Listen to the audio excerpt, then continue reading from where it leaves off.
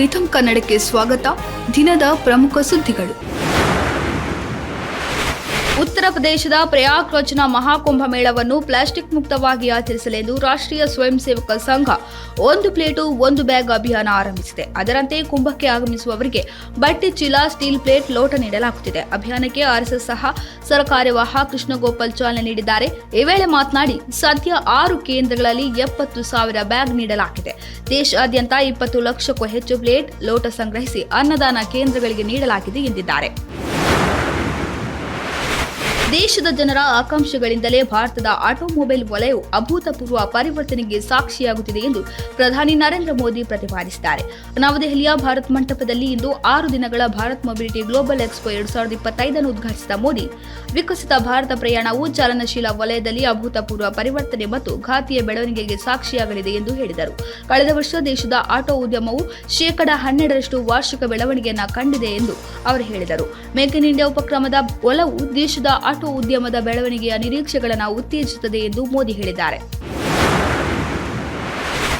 ರಾಷ್ಟ್ರಪತಿ ದ್ರೌಪದಿ ಮುರ್ಮು ಇಂದು ನವದೆಹಲಿಯ ರಾಷ್ಟ್ರಪತಿ ಭವನದಲ್ಲಿ 2024ರ ರಾಷ್ಟ್ರೀಯ ಕ್ರೀಡಾ ಪ್ರಶಸ್ತಿಗಳನ್ನು ಪ್ರದಾನ ಮಾಡಿದರು. ವಿಶ್ವ chess champion D Gukesh, Paris ಒಲಿಂಪಿಕ್ಸ್ನಲ್ಲಿ ಡಬಲ್ ಪದಕ ವಿಜೇತ ಮನು ಭಾಕರ್, ಪುರುಷರ ಹಾಕಿ ತಂಡದ ನಾಯಕ ಹರ್ಮನ್ಪ್ರೀತ್ ಸಿಂಗ್ ಮತ್ತು ಪ್ಯಾರಿಸ್ ಪ್ಯಾರಾಲಿಂಪಿಕ್ಸ್ನಲ್ಲಿ ಚಿನ್ನದ ಪದಕ ವಿಜೇತ ಪ್ರವೀಣ್ ಕುಮಾರ್ ಅವರಿಗೆ ಪ್ರತಿಷ್ಠಿತ ಮೇಜರ್ ಧ್ಯಾನ್ ಚಂದ್ ಖೇಲ್ ರತ್ನ ಪ್ರಶಸ್ತಿಯನ್ನು ನೀಡಿ ಗೌರವಿಸಲಾಯಿತು. ಕಳೆದ 4 ವರ್ಷಗಳಲ್ಲಿ ಕ್ರೀಡಾ ಕ್ಷೇತ್ರದಲ್ಲಿ ಕ್ರೀಡಾಪಟುಗಳು ನೀಡಿದ ಅದ್ಭುತ ಮತ್ತು ಅತ್ಯುತ್ತಮ ಪ್ರದರ್ಶನಕ್ಕಾಗಿ ಈ ಪ್ರಶಸ್ತಿಯನ್ನು ನೀಡಲಾಗುತ್ತದೆ. ಪ್ಯಾರಾ ಶೂಟಿಂಗ್ ತರಬೇತುದಾರ ಸುಭಾಷ್ ರಾಣಾ, ಶೂಟಿಂಗ್ ತರಬೇತುದಾರ ದೀಪಾಲಿ ದೇಶಪಾಂಡೆ, ಹಾಕಿ ತರಬೇತುದಾರ ಸಂದೀಪ್ ಸಂಗ್ವಾನ್, ಬ್ಯಾಡ್ಮಿಂಟನ್ ತರಬೇತುದಾರ ಎಸ್ ಮುರಳೀಧರನ್ ಮತ್ತು ಫುಟ್ಬಾಲ್ ತರಬೇತುದಾರ ಆರ್ಮಾಂಡೋ ಅಗ್ನೆಲೋ ಕೊಲಾಕು ಅವರಿಗೆ ದ್ರೋಣಾಚಾರ್ಯ ಪ್ರಶಸ್ತಿಯನ್ನು ನೀಡಲಾಯಿತು. 2025ರ ಸಿಇಟಿ ಪರೀಕ್ಷೆ ದಿನಾಂಕವನ್ನು ಕರ್ನಾಟಕ ಪರೀಕ್ಷಾ ಪ್ರಾಧಿಕಾರ ಪ್ರಕಟಿಸಿದೆ. 2025ರ ಏಪ್ರಿಲ್ 16 ಬುಧವಾರ ಹಾಗೂ 17 ಗುರುವಾರದಂದು ಸಿಇಟಿ ಪರೀಕ್ಷೆ ನಡೆಯಲಿದೆ ಎಂದು ಮಾಹಿತಿ ನೀಡಿದೆ. ಜನವರಿ 23ರಿಂದ ಅರ್ಜಿ ಸಲ್ಲಿಕೆ ಆರಂಭವಾಗಲಿದ್ದು, ಈ ವರ್ಷದಿಂದ ಆಯಾ ಕಾಲೇಜುಗಳಲ್ಲಿ ದಾಖಲೆ ಪರಿಶೀಲನೆ ನಡೆಯಲಿದೆ ಎಂದು ಕರ್ನಾಟಕ ಪರೀಕ್ಷಾ ಪ್ರಾಧಿಕಾರದಿಂದ ಪ್ರಕಟಣೆಯಲ್ಲಿ ತಿಳಿಸಿದೆ. ಏಪ್ರಿಲ್ 16ರಂದು ಬೆಳಗ್ಗೆ 10:30ರಿಂದ ಭೌತ ವಿಜ್ಞಾನ ಮತ್ತು ಮಧ್ಯಾಹ್ನ 2:30ರಿಂದ ರಸಾಯನ ವಿಜ್ಞಾನ ಪರೀಕ್ಷೆ ನಡೆಯಲಿದ್ದರೆ, ಏಪ್ರಿಲ್ 17ರಂದು ಬೆಳಗ್ಗೆ ಗಣಿತ ಮತ್ತು ಮಧ್ಯಾಹ್ನ ಜೀವ ವಿಜ್ಞಾನ ವಿಷಯಗಳ ಪರೀಕ್ಷೆಗಳು ನಡೆಯಲಿವೆ. ಏಪ್ರಿಲ್ 18ರಂದು ಹೊರನಾಡು ಮತ್ತು ಗಡಿನಾಡು ಕನ್ನಡಿಗ ಅಭ್ಯರ್ಥಿಗಳಿಗೆ ಕನ್ನಡ ಭಾಷಾ ಪರೀಕ್ಷೆ ನಡೆಯಲಿದೆ ಎಂದು ಕೆಇಎ ಮಾಹಿತಿ ನೀಡಿದೆ. ಸತತ ಸೋಲುಗಳ ಬಳಿಕ ಟೀಂ ಇಂಡಿಯಾ ಆಟಗಾರರ ಮೇಲೆ ಬಿಸಿಸಿಐ ಇನ್ನಷ್ಟು ಕಠಿಣ ನಿಯಮಗಳನ್ನು ಜಾರಿಗೊಳಿಸಿದೆ.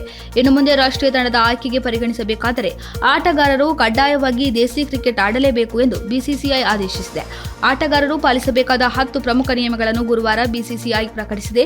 ಆಟಗಾರರು ರಾಷ್ಟ್ರೀಯ ತಂಡದಿಂದ ಹೊರಗಿದ್ದಾಗ ದೇಸಿ ಕ್ರಿಕೆಟ್ನಲ್ಲಿ ಆಡಬೇಕು, ಅಲ್ಲದಿದ್ದರೆ ಅವರನ್ನು ರಾಷ್ಟ್ರೀಯ ತಂಡಕ್ಕೆ ಪರಿಗಣಿಸುವುದಿಲ್ಲ ಎಂದು ಸ್ಪಷ್ಟ ಸಂದೇಶ ರವಾನಿಸಿದೆ. ನಟ ಅಜಿತ್ ಅವರ ನಟನೆಯ ವಿದಾ ಮುಯರ್ಜಿ ಸಿನಿಮಾ ನಿರೀಕ್ಷೆ ಮೂಡಿಸಿದೆ. ಈ ಚಿತ್ರದ ಟ್ರೇಲರ್ ಈಗ ರಿಲೀಸ್ ಆಗಿದ್ದು, ನಿರೀಕ್ಷೆಯ ದುಪ್ಪಟ್ಟಾಗಿದೆ. ಈ ಚಿತ್ರದಲ್ಲಿ ಅವರು ಭರ್ಜರಿ ಆಕ್ಷನ್ ಮೆರೆದಿದ್ದಾರೆ.